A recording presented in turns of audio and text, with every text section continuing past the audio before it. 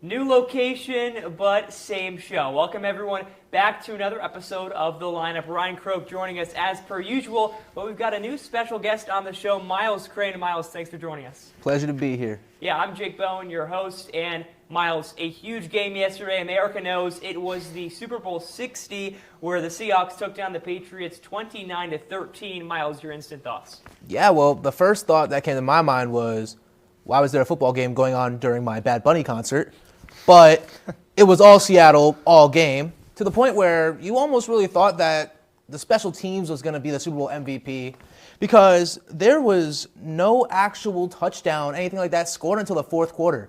The first three quarters, 4 field goals from Seattle kicker Jason Myers, a former Jet, by the way, too. A lot of former Jets on this team, but it was really – it sucks to be a Jets fan, but yeah. But Jason Myers puts up those 4 field goals. Nothing really big happens until the third quarter.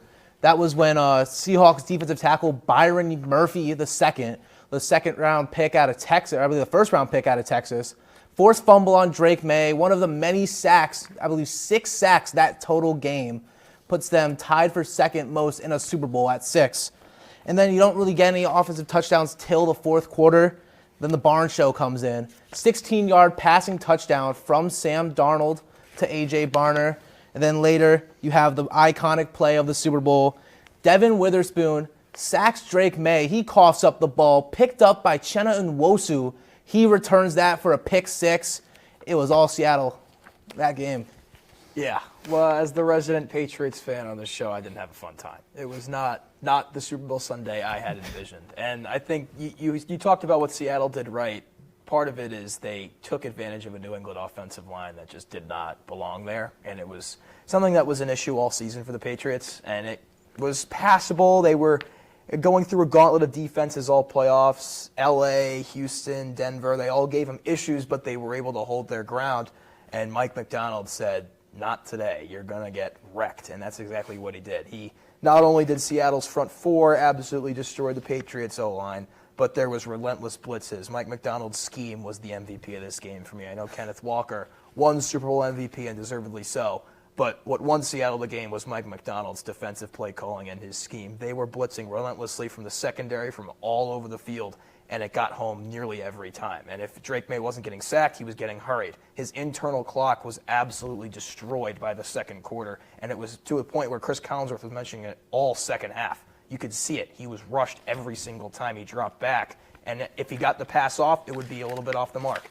If he held onto the ball for a long enough time, he'd get sacked. It was one or the other. It was really nothing that could get going until that fourth quarter when the game was already over. And this was a common theme for the Patriots throughout the playoffs, Ryan. 15 sacks going into the Super Bowl, 6 by the Seahawks, over 5 a game now for the Patriots in those 4 Super Bowls.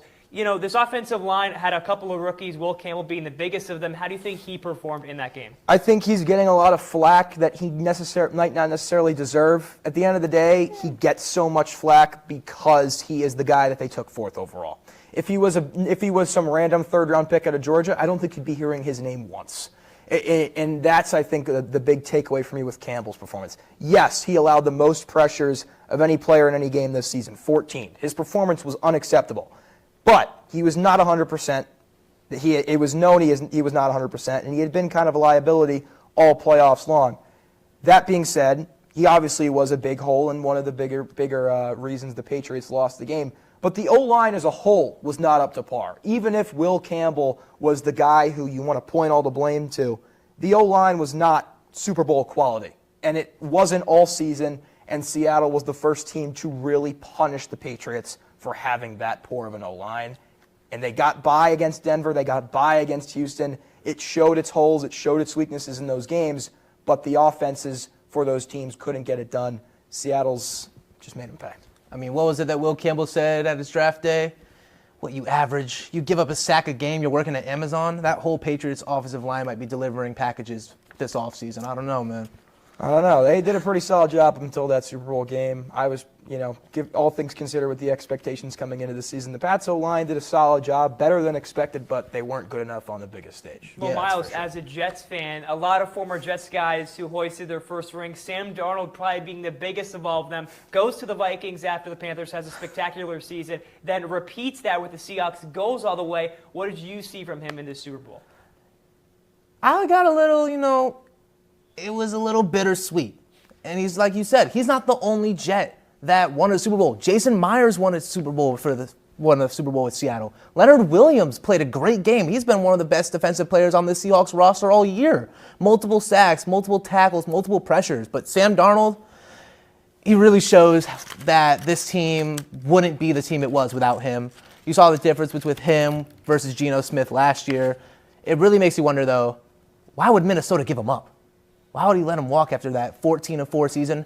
He's the most winningest quarterback in the past 2 years. Well, Ryan, this was a game where Sam Darnold just 50% in completion percentage. There was one play early in this game he had JSN wide open and just missed him. Yeah, you want to talk about Sam Darnold this team not being the same without Sam Darnold. I think Sam Darnold is one of the least valuable players on Seattle's roster.